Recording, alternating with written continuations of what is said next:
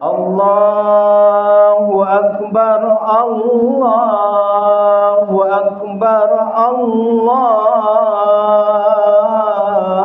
Akbar, Allahu Akbar, Allahu Akbar, Allahu Akbar, Allahu Akbar, Allahu Akbar, Allahu Akbar, Allahu Akbar kabira, walhamdulillahi katsira, wa subhanallahi bukratan wa asila. La ilaha illallah wa la na'budu illa iyyahu mukhlishina lahuddin walau karihal kafirun walau karihal musyrikun walau karihal munafiqun. La ilaha illallah wahdah sadaqa wa'dah wa nasara 'abdah wa a'azza jundahu wa hadamal ahzab wahdah. La ilaha illallah wallahu akbar, Allahu Akbar walillahil hamd. Alhamdulillah, alhamdulillah wassalatu wassalamu ala rasulillah sayyidina wa maulana wa syafi'ina Muhammad ibn Abdillah wa ala alihi wa sahbihi wa man tabi'ahu wa man walah. Ashhadu an la ilaha illallah wahdah la syarika lah wa ashhadu anna sayyidana Muhammadan abduhu wa rasuluh la nabiyya ba'da. Allahumma salli ala sayyidina Muhammadin nabiyil ummi wa ala alihi wa sahbihi wa barik wa sallim. Faqala Allah ta'ala fil Qur'anil Karim wa huwa asyraqul qailin, a'udzu billahi minasy syaithanir rajim. Ya ayyuhalladzina amanu taqullaha haqqa tuqatih wa la tamutunna illa wa antum muslimun. Faqala Allah ta'ala fi ayatil ukhra, ya ayyuhalladzina amanu taqullaha wa qulu qawlan syahida yuslih lakum a'malakum wa yaghfir lakum dhunubakum wa man yuti'illah wa rasulahu faqad faza fawzan 'azima. Ibadallah, usikum wa nafsi bittaqwallah wa ta'atihi faqad fazal muttaqun. Hadirin hadirat jemaah Idul Adha yang dimuliakan oleh Allah Subhanahu wa taala. Ada orang-orang yang tak dapat kita balas budi baiknya. Kita tumpang 9 bulan 10 hari. Bukan kamar, bukan rumahnya, akan tetapi perutnya, rahimnya, badannya menegang nyawa. Dia mengeluarkan kita ke atas dunia ini. Pagi ini bahkan mulai malam tadi terbayang wajahnya di pelupuk mata. Sebagian saudara kita pulang dari sholat ini masih dapat mencium tangannya, memeluk tubuhnya yang rapuh. Tapi kita jangankan untuk memeluk badannya, jasadnya, untuk berziarah ke kuburnya pun jauh. Apa yang dapat kita katakan? Apa yang dapat kita sampaikan? Kalau masih sanggup mengirimkan Al-Fatihah, kirimkanlah. Kalau masih mampu melantunkan doa, Rabbighfirli wali walidayya warhamhuma kama rabbayani shaghira.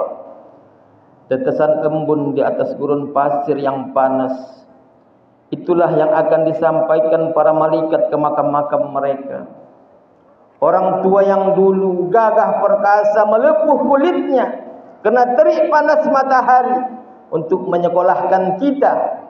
Berapa banyak, berapa hari, berapa saat dia menahan makan demi untuk kebahagiaan kita. Tapi hari ini apa yang dapat kita balaskan untuk mereka di hari baik di bulan yang mulia ini? Berapa banyak orang yang bisa menggantikan bajunya dengan baju yang baru, membawakan makanan yang lezat berharap bahwa makanan itu akan membasahi kerongkongannya. Tapi kita yang tak dapat membalas, kita dapat berkirim sedekah. Saatnya begitu sayang kepada ibunya, datang bertanya kepada Nabi, "Ya Rasulullah, ummi matat, ibuku sudah meninggal dunia ya Rasulullah. Afatasaddaqu anha? Kalau aku bersedekah, apakah sampai pahalanya untuk dia? Apakah sedekahku itu untuk aku saja? Apakah pahalanya untuk aku saja ya Rasulullah?" Apa jawab baginda? Fasaddaq, bersedekahlah saat itu, pahalanya sampai. Oleh sebab itu, yang berkurban untuk orang tuanya, maka pahalanya sampai. Dia pun mendapatkannya, orang tuanya pun juga mendapatkannya. Aliran pahala untuk saya, untuknya.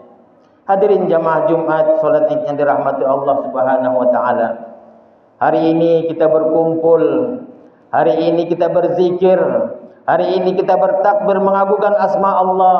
Allahu akbar, Allahu akbar, Allahu akbar, walillahil hamd. Hanya takbir itu saja yang dapat mengusir risau hati gundah gulana.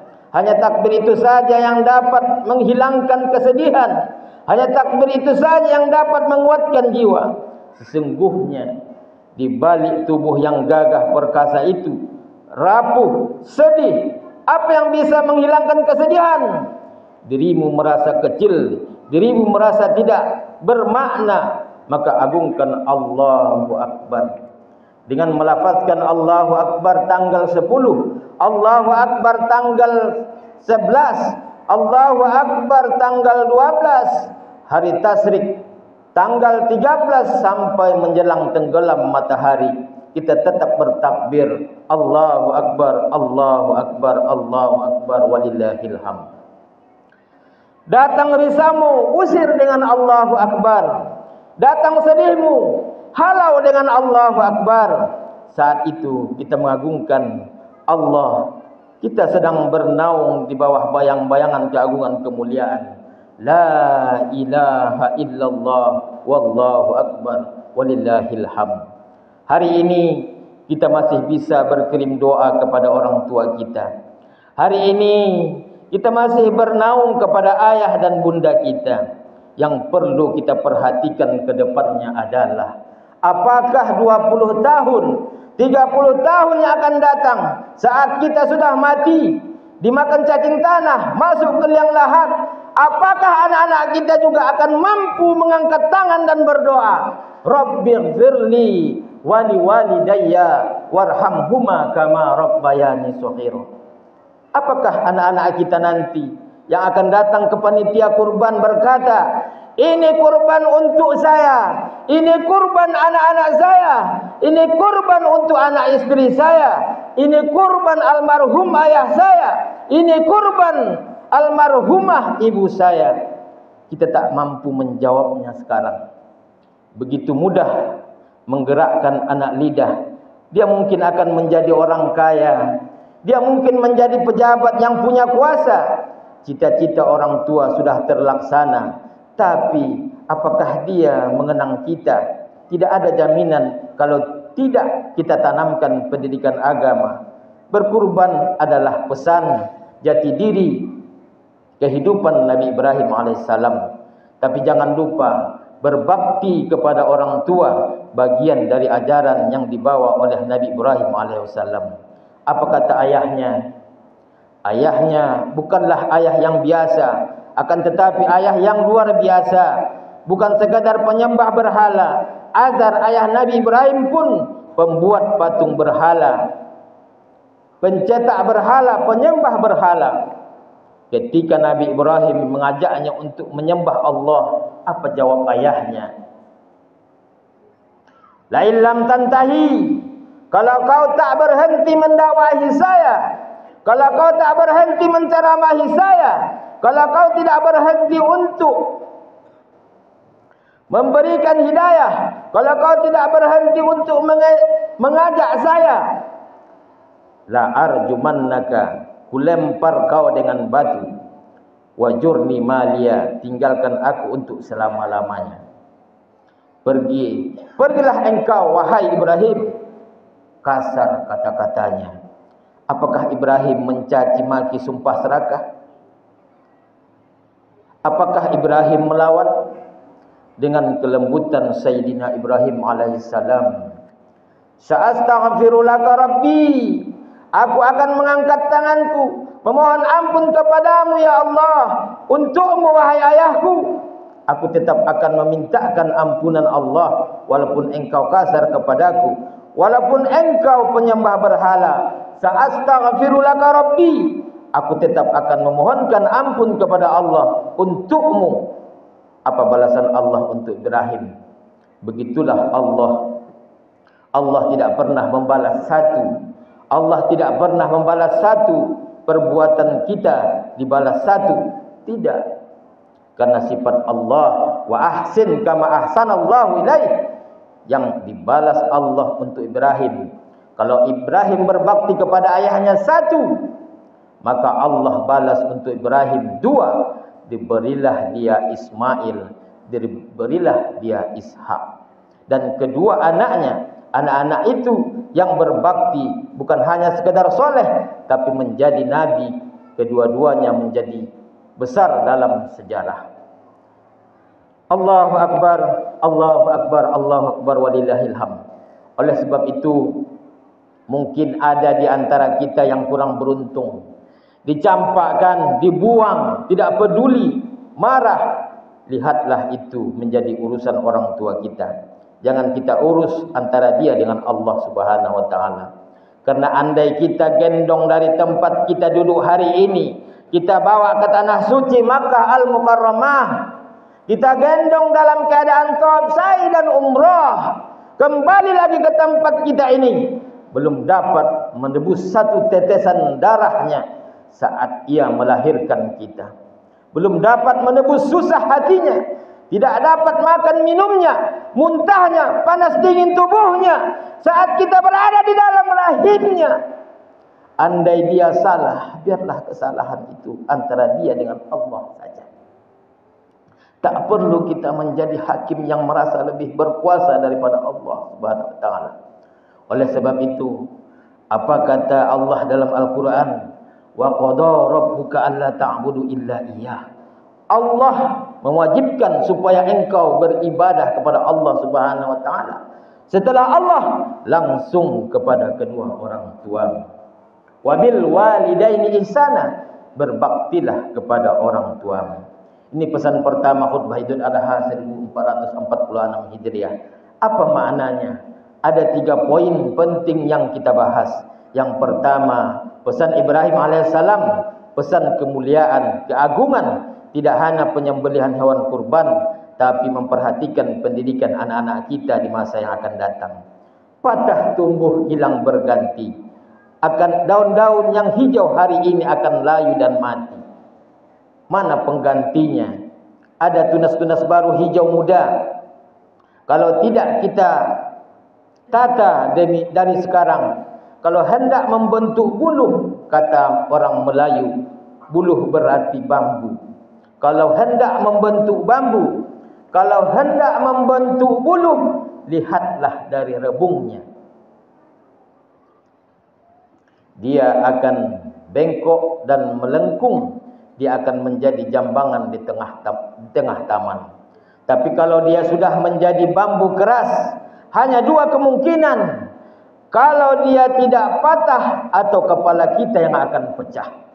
Oleh sebab itu, sebelum dia hancur, mari kita didik, mari kita bentuk. Hari ini kita bawa anak-anak kita solat berjamaah. Hari ini kita bawa mereka menghadap Allah Subhanahu wa taala. Muru auladakum bis-shalah, suruh mereka melaksanakan salat. Wa au abna sab'a sinin.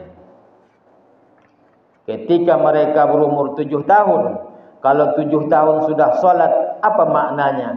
5 tahun sudah menghafal surah-surah pendek, 4 tahun sudah mulai membaca Iqra, 7 tahun dia sudah hafal Ibtidah, sudah melekat di kepalanya surah Al-Fatihah, dan sampai pada puncaknya selesai solat dia pandai pula bertasbih, bertahmid, bertakbir, dan dia akan mendoakan kita, akan mengirimkan bacaan-bacaan Al-Quran. Saat dia berjaya, berhasil dalam hidupnya, dia punya uang, dia tidak hanya memikirkan rumah yang besar, dia tidak hanya memikirkan kendaraan yang mewah, tapi dia pikirkan gelapnya kuburan kita. Dia pikirkan sempitnya alam barzah. Dia pikirkan sempitnya alam barzah kita. Dia akan berdoa untuk kita, untuk dilapangkan alam kubur orang tua kita. Allahumma ja'al qabrahu rawdatan min riyadil jannah. Jadikanlah kuburnya salah satu dari taman-taman surgamu. Wala taj'al qabrahu hufratan min hufratin niran. Dan jangan jadikan kuburannya salah satu dari galian nerakamu ya Allah. Dapatkah kita mencetak generasi-generasi seperti itu di masa yang akan datang? Jawabannya ada pada diri kita masing-masing. Jawabannya ada pada apa yang kita tanam hari ini. Padi ditanam belum tentu tumbuh rumput.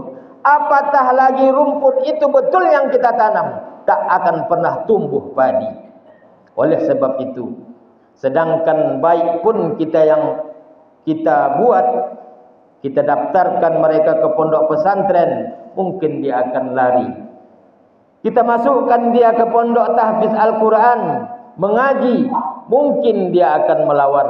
Sabarlah, karena sesungguhnya itulah investasi jangka panjang yang sudah mendidik anak-anaknya pendidikan agama. Alhamdulillah.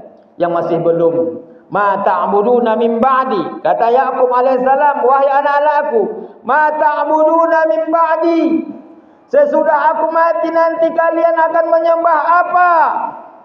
Internet, game online, judi online, skater.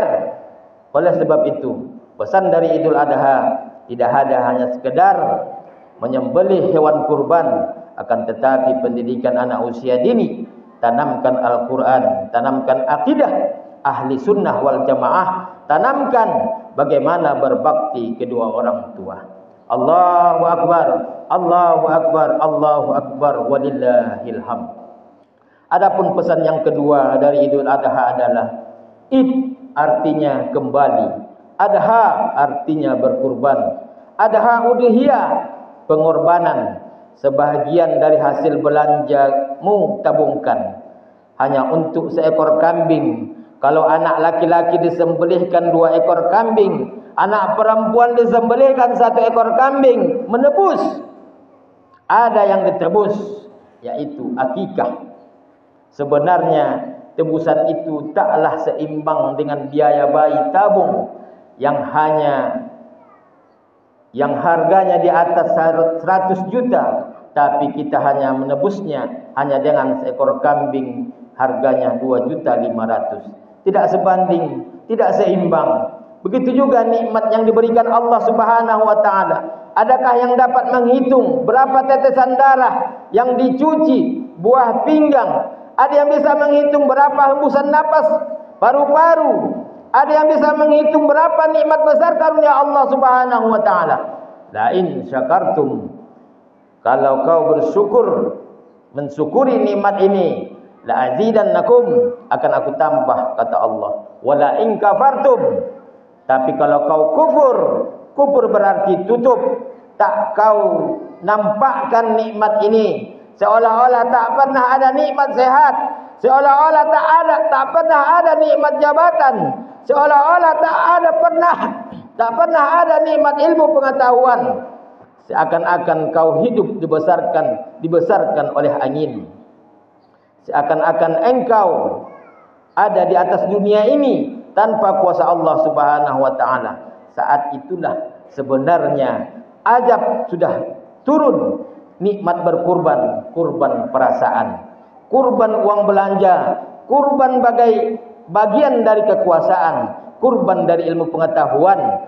Hari ini kita dituntut carilah rezeki sejauh mata memandang, tapi ingat cuma akan tinggal tatsba'ul maita salasun, mengiring mayat ada 3, ahluhu, anaknya, menantunya, kawan, sahabat, teman sekantor, handai tolan. Mereka ramai-ramai berbondong-bondong mengiringi ke liang lahat atau ke makam. Maluhu, hartamu, mobilmu yang mewah ikut mengiringi hanya sampai ke pelantaran parkir. Yang usnain, yang 2 itu akan pulang ke rumah. Anak istrimu kembali ke rumah. Mereka menghitung-hitung harta warisan. Sahabat tetangga akan pulang ke rumah. 2-3 hari mereka pun akan melupakanmu. Wa yabqa wahidun, yang kekal hanya 1. Seorang ulama sufi diambil dari kata sofa, suci hati dari sifat takabur, angkuh, sombong. Berjumpa dengan seorang ulama yang punya banyak jamaah, bahkan ribuan, ratusan orang datang mengiringinya. Masyhur, hebat, terkenal, mati. Akhirnya semua mati. Kullu nafsin za'iqatul maut. Ulama sufi bertanya, wahai ulama masyhur, ya, apa yang engkau dapat dari kemasyhuranmu itu, kepopuleranmu itu? Dia ambil debu, dia letakkan di telapak tangannya, dia hembus dengan napasnya yang kuat. Begitulah kemasyhuran itu hilang tak bermakna. Lalu apa yang dapat menolongmu di alam barzakh, di dalam kubur? Apa yang dapat membelamu di hadapan Allah Subhanahu wa taala? Saat 2 rakaat di tengah malam aku sempatkan, saat aku sempatkan membaca bagian dari ayat-ayat Al-Quran, saat aku sempatkan memetik subhanallah walhamdulillah, subhanallah wa bihamdi subhanallahil azim, itulah yang akan dapat menolong di hadapan Allah Subhanahu wa taala. Jabatan tinggal, kemasyhuran tinggal dan tak berkesan. Yang dapat menolong di hadapan Allah illal ladzina amanu, kecuali iman, wa amilus shalihat, dan beramal soleh. Faman kana yarjuhu liqa'a rabbih, siapa yang ingin berharap berjumpa dengan Allah, falyamal amalan shalihah. Allah tak minta banyak, hanya 2 saja. Falyamal amalan shalihah, amal soleh, wala yusyrik bi'ibadati rabbih ahada, tidak mempersekutukan Allah dengan siapapun. Anak-anak sudah dididik, pesan Idul Adha sudah sampai. Beriman, beramal soleh sebagai bekal menghadap Allah Subhanahu wa taala. Pesan Idul Adha sudah pun didengarkan. Pesan yang terakhir, yang ketiga adalah bahwa sebanyak apapun amal, kalau tidak menjaga uhwah, kalau tidak menjaga silaturahim, la yadkhulul jannah, tak akan masuk surga. Siapa yang tak masuk surga itu ya Rasulullah? Apakah karena dia berzina? Apakah karena dia minum khamar? Apakah karena dia mabuk-mabukan? Apakah karena makan riba? La yadkhulul jannah, tak masuk surga. Siapa itu ya Rasulullah? Qati'ur rahim, orang yang memutus tali silaturahmi. Itulah mengapa hewan kurban dibagi 3. 1/3 untuk yang berkurban, 1/3 untuk tetangga dan sahabat, 1/3 untuk fakir miskin. Kalau 1/3 untuk yang berkurban masuk akal, karena dia yang punya uang.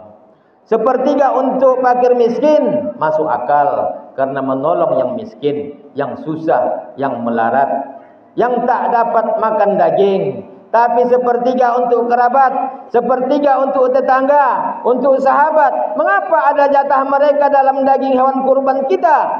Untuk apa mereka kita bagi? Mereka tidak susah, bahkan mereka lebih kaya dari kita. Mengapa mereka dapat? Karena Allah ingin kita menyambung tali silaturahim. Banyak orang yang sanggup tahajud malam, banyak orang yang sanggup bersedekah, banyak orang yang sanggup menyantuni anak yatim. Tapi kalau sudah memaafkan silap salah orang lain, berat ujian yang terberat. Maka Nabi berpesan, silman qata'ata, sambung silaturahim pada orang yang pernah memutuskan silaturahim. Jangan potong hadisnya. Kalau seandainya Nabi SAW hanya berkata sambung silaturahim, mudah, tapi baca ujungnya, silman qata'ata, sambung silaturahim pada orang yang pernah memutuskan silaturahim kepadamu. Ini ujian yang sangat berat. Menahan makan dari pagi sampai petang, azan subuh ke azan maghrib, banyak yang mampu. Bersedekah, menyisihkan sebagian hartanya 2,5% untuk zakatnya, banyak yang mampu. Tapi masalah memaafkan orang lain sangat sulit sekali. Oleh sebab itu, di antara sifat orang yang bertakwa, apa kata Allah Subhanahu wa taala, wal kadhiminal ghaiz, orang-orang yang menahan amarah, wal 'afina 'anil nas, memaafkan orang lain. Apa hubungannya takwa dengan kurban? Karena kurban tidak akan diterima kecuali hanya untuk orang yang bertakwa saja. Ini pernah terjadi pada masa Qabil dan Habil. Qabil berkurban, Habil juga berkurban. Apa bedanya? Kurban Habil diterima, kurban Qabil tidak diterima. Qabil marah. Qabil bertanya kepada Habil, kenapa